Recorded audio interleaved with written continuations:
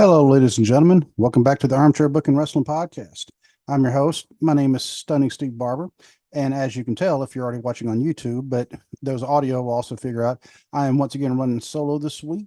Unfortunately, my usual co-host, the intellectual rock star himself, Delicious Dwaylen Davis, was not able to make it. He is currently on hiatus.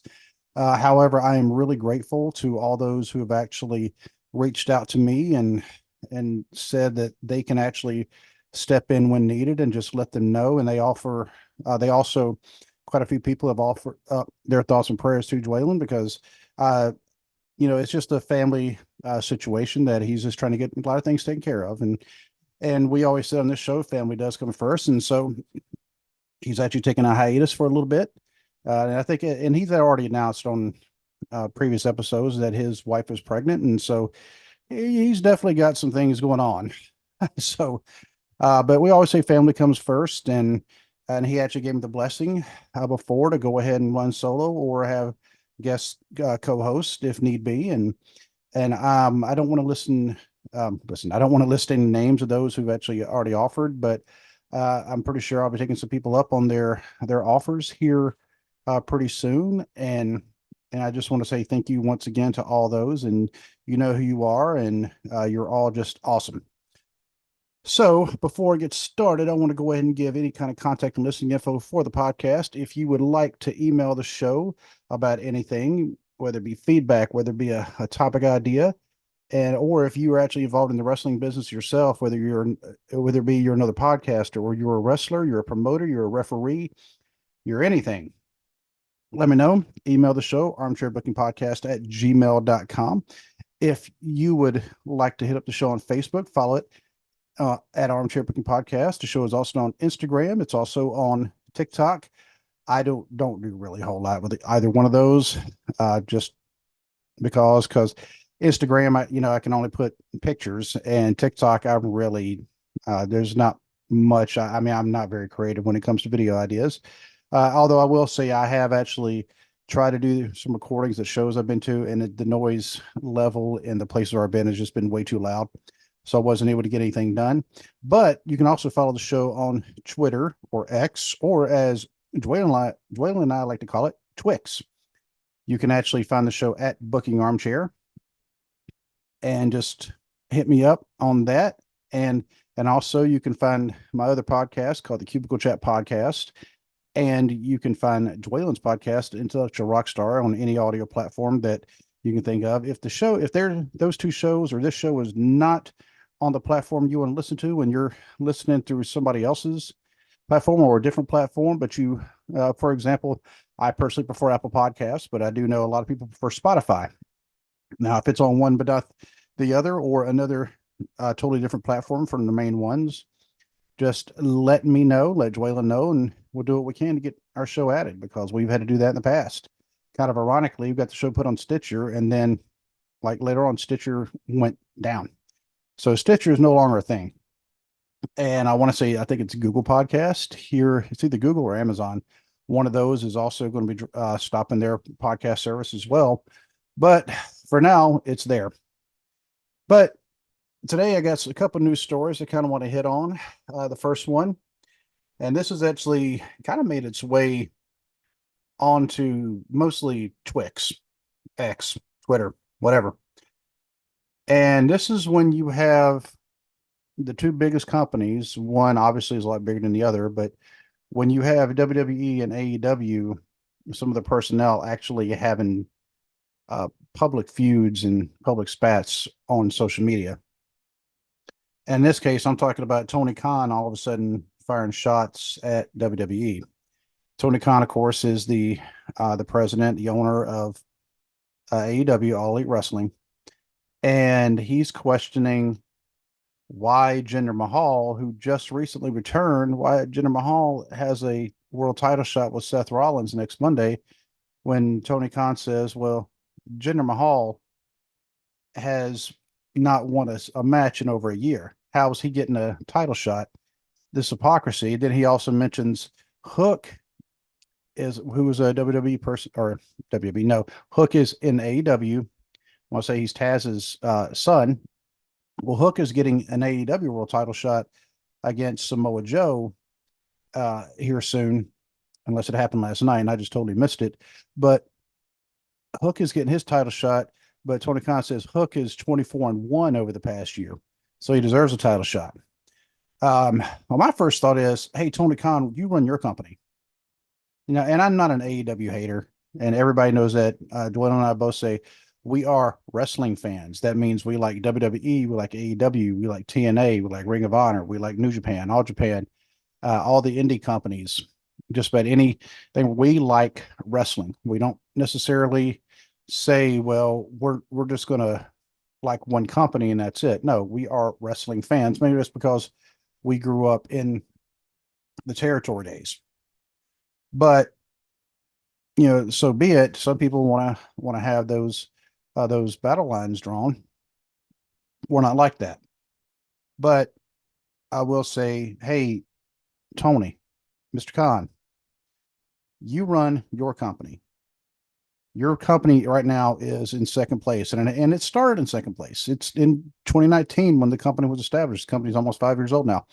The company actually started in second place, which is actually saying something. And you were doing good for a very long time. At one point on the show, in one of our archives, Dwayne and I actually talked about is AEW winning the battle. Well, that didn't age well because it wasn't long after that. All of a sudden, AEW started making some um, weird decisions, about the best way to put it. But in this case right here, Tony Khan's going after Jinder Mahal. Why? It doesn't make any sense. And of course, Jinder Mahal's actually responded and he said, who, and then TF, and everybody, you should know what TF stands for, is Hook. Basically, Jinder Mahal saying nobody even knows who Hook is. Obviously, people who follow AEW, people who follow all wrestling know who Hook is. But that says something when now you actually have players from both companies who are firing shots at each other. And that's actually something that I think is kind of a modern day thing, because I'd say even a year ago that wouldn't have happened. Jinder Mahal would not have responded like that. And I think this is a dawn of a new era because Vince McMahon is no longer running things in WWE. A lot of other people are, and we'll be actually getting to that into the next news story. But this to me, and this episode may end up being kind of an editorial opinionated episode, but Tony Khan, he's essentially causing self-sabotage to his own company. It's like, Tony, why would you do that? Why would you start bringing on negativity? Because you're essentially you're advertising WWE's matches for them. I mean, it doesn't make any sense. I mean, you're telling everybody, hey, they're going to have a match and it's going to be a world title match and it's going to be Jinder Mahal, who I actually like Jinder Mahal. And Joel and I, we both talked about Jinder Mahal. He has the look. He actually does have good skills. I'm not saying he's the greatest in the ring, but I mean, he can definitely go. And, he looks legit. His promos aren't necessarily always the best, but they're not horrible by any means. I mean, and sometimes maybe because we're comparing maybe his promo skills to somebody like a John Cena or The Rock, or some other people who are known for their promos. But I don't have an issue with Jinder Mahal having the title shot. It's not my call. WWE personnel feel that maybe he should. Maybe this is Triple H who's setting it up. Maybe he's saying, yeah, let's go ahead and put him on there. Maybe there's a reason why he's got the title shot. Maybe something is going to happen in the match. I don't know. But it's not Tony Khan's place to sit there and question it. It's a totally different company. Yes, I do know there's people who have gone back and forth. In fact, there's some people who started in one, went to the other, and now have gone back. And, the latest being Andrade. Well, he hasn't gone back to WWE just yet, but his wife, and I guess all the rumors about them having issues. I mean, we normally don't discuss marital issues on the show, but he's married to Ashley Fleer, also better known as Charlotte Flair, and she is out for the next 6 to 9 months due to having to have surgery for an injury. But why is Tony Khan essentially advertising these matches? He's advertising matches for his biggest competitor. And this to me is similar, not quite the same thing, but it's similar to the WCW butts and seats comment made by Tony Schiavone when Mick Foley won the world title on Raw, because at the time Raw, of course, was recorded, and Eric Bischoff was notorious for getting the results and then actually announcing them on air, because at the time Nitro was live, Raw a lot of times was taped, and so he would announce the results on air. Well, of course, when and it wasn't Tony Schiavone's idea, but he was just following orders. When Tony Schiavone said that, about 200,000 people, me being one of them, or one of the people, we changed the channel to watch Raw because, well, we get to see a world title change, because you don't see that all the time, and you shouldn't see that all the time. Title changes should not happen every single week. And there for a while, in fact, it wasn't long after, during this era, this was the Attitude Era in WWE, those title changes were happening a lot more frequently. But it was kind of interesting to see a world title change on Raw. And so, yes, I was one of the 200,000 people who immediately changed the station to watch this title change. And that, of course, that was also the same night WCW had the finger poke of doom, but that's another story. But now it seems like the backlash has already happened, because so Tony Khan, whatever his plan was, has already backfired, because you have Jinder Mahal responding, you have other people responding to him going, what are you thinking? Why are you bringing up a match in a totally different company? You are advertising their match. So now that I know there's going to be a world title match, I might as well watch that one. But it's not like they're competing against each other, but he's saying, hey, he's basically giving everybody a reason to watch Raw live. So, Mr. Khan, just kind of slow your roll some. You are over AEW. You are not over WWE, and you may think you're affecting what they're doing, but you're really not. And when Jinder Mahal, he just has one tweet, and he asked a very simple question. Who was Hook? Because Jinder Mahal is probably better known than Hook. And I'm not saying anything against Hook, because, I mean, obviously, if he's Taz's son, I mean, he learned from somebody who really knows the business in and out, because I actually like Taz. But also, on another note, kind of attached to this, of course, Tony Khan's father, Asid Khan, owns not just AEW, but he also owns the Jacksonville Jaguars. And the Jaguars, they actually sent out a tweet about playoff tickets, saying, hey, if you want to purchase playoff tickets, here you go.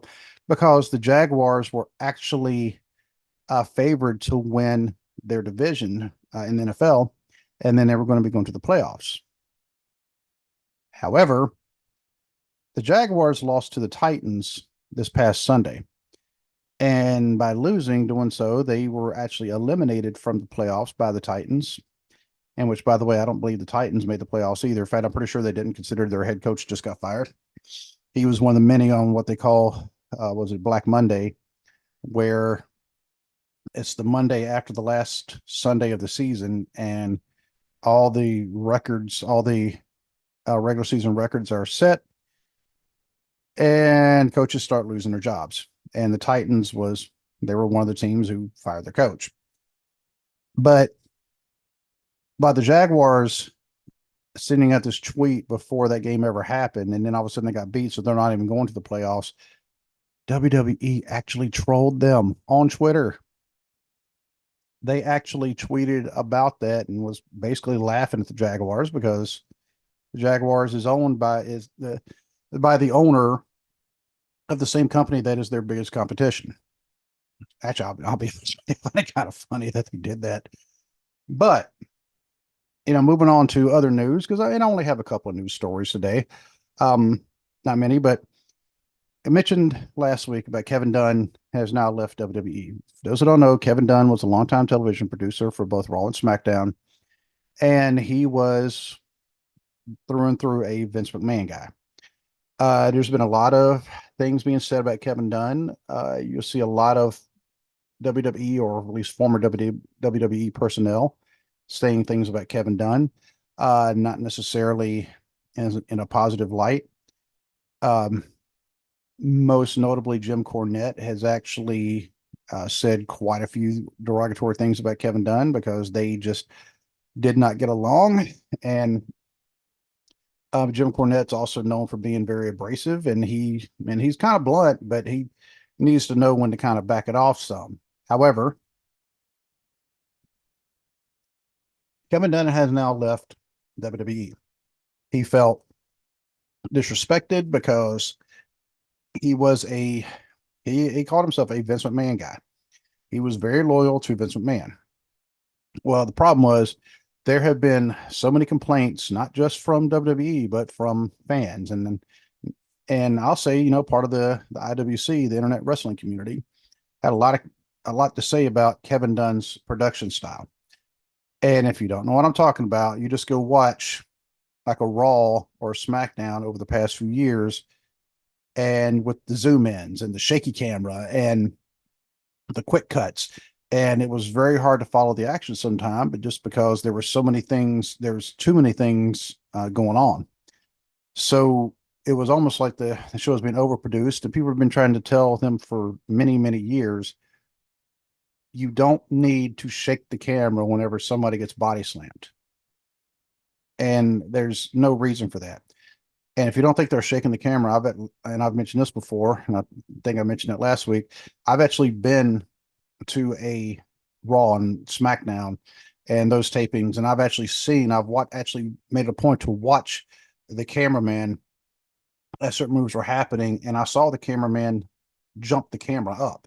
It was only, if you look at it in big scheme, it wasn't that much, but it was enough to where it would do that shaky cam effect.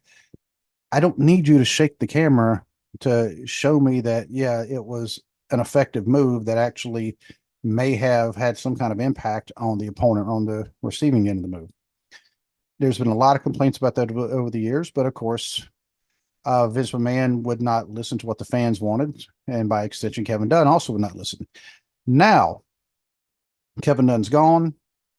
Like I said, he was bitter, and I've actually texted Dwaylen this the other day. I said Kevin Dunn was the Dwight to Vince McMahon's Michael. That's an Office reference. For those who don't get it, just go check out the show, The Office. But Kevin Dunn's gone. Now they actually have his replacement has been hired. It's a man named Lee Fitting, and some of the personnel are not happy. From what I read, literally like about 10 minutes before I started recording this. So people are happy. They did not mention any names, and I get that. But it's people who actually work backstage who felt there was other people who could have just been promoted within. The reason they're not happy is because Lee Fitting was not with the company previously. Lee Fitting is a former producer for ESPN. And there's like, well, he's an outsider. He's not been with this company. We have other people who actually know what's going on. All right. Those who have never been part of a merger, never been part of a company that merged with a different company. This is actually pretty common. This is almost standard. All right. Maybe the reason why TKO Group, TKO Holdings, this is the umbrella group which owns WWE. This part of Endeavor, so they own WWE and UFC. Maybe they look and they go, okay, you may have other people who are already internal, but they were also learned under Kevin Dunn. They learned his system, which means they would good chance that they would be doing the same exact things Kevin Dunn was doing, which people actually had legitimate gripes about. Because I can tell you right now, it almost felt like I was going to go into a seizure sometimes watching these shows just because of how everything just kind of moved around and it was just happening the way it did, and zooming in and zooming out and trying to focus on that. Yeah, I mean, it could all cause you to go blind trying to watch it. So they're not going to have somebody who learn the same system that they're trying to change. They're going to bring in somebody from the street, somebody external, who, by the way, former producer for ESPN. It's not like he's never produced a television show. It's not like he's never produced a sports television show. Because think about this, if he's doing this for ESPN, then that means he's not going to have the shaky camera. He didn't jump the camera around every time somebody got tackled in a football game. He didn't jump the camera around and do a lot of zoom ins and cuts during a basketball game. The same thing during baseball. They didn't just zoom in every time a pitch was thrown. And so you couldn't really keep track of what was going on because there was just too much stuff happening. Because Kevin Dunn's even the same person who told Steve Austin he needed to change what he was doing. He said, "You are quote unquote popping the guys in the truck." That essentially meant that the truck was literally sometimes a truck, like a big van that actually had all the production equipment in there, and they had all the monitors with watch all the camera. Well, the guys in there were reacting really hard to what Steve Austin was doing. Kevin Dunn said, "Well, you need to stop doing that." And Steve Austin pointed out, if I'm popping them, and these are guys who have seen this week in and week out, I'm showing them something different, and they're reacting in a positive way to it. Why would I change that? But that's the way Kevin Dunn was. Not Dunn may have had orders from Vince McMahon to say that, but it sounds like something he would do because you've seen his style. It's been like that way for a very long time now, and people were tired of it. But wrestling fans like myself are going to keep watching the product. Now, admittedly, I don't watch Raw and SmackDown live all the time. I always DVR it, but sometimes I end up just watching the highlights. And part of that was because the shows in and of themselves had become unbearable sometimes. Because sometimes I just want to, okay, give me the result. Sometimes I'll watch the action because if I've heard the match is really good, and you can always find that feedback, I'll go back and watch it. But they can't get mad because, and I saw this happen at the company that I just left back May of last year. People were brought in from the new company who the new company could also they were aware, and they knew they could trust what they were doing because they knew the new person to put in knew what the idea was. They knew they wouldn't have to untrain them in a way that was not very effective and not what the vision for the company was. And that's one thing, maybe just Lee Fitting, other people, they may not be happy about him, but he actually has experience and apparently has a lot of good experience. So we'll just have to see how it goes. We do know that the shows have already gotten better. Some of the commentary dialogue has already gotten better because they don't have Vince McMahon screaming in their ear telling them what to say. And they're allowed to actually reference things outside WWE because the fans know there is a wrestling universe outside of World Wrestling Entertainment, and not just AEW, not just New Japan. There's tons of companies out there, and sometimes they would even reference their backgrounds. And Vince McMahon didn't like that. Also, maybe they can actually get back to saying the word wrestling on a wrestling show. That'd be nice to see. But like I said, this particular episode ended up being kind of an opinionated editorial episode. But hey, you know what? It happens sometimes. Remember, Royal Rumble is coming up in a little over 2 weeks, and I'm looking forward to it. There's still a handful of competitors, both in the men's and women's Rumble. And once we get closer to time, then I'll give a prediction episode. Waylon may or may not be back by that time. We'll have to see. Hopefully he is, because it's always fun.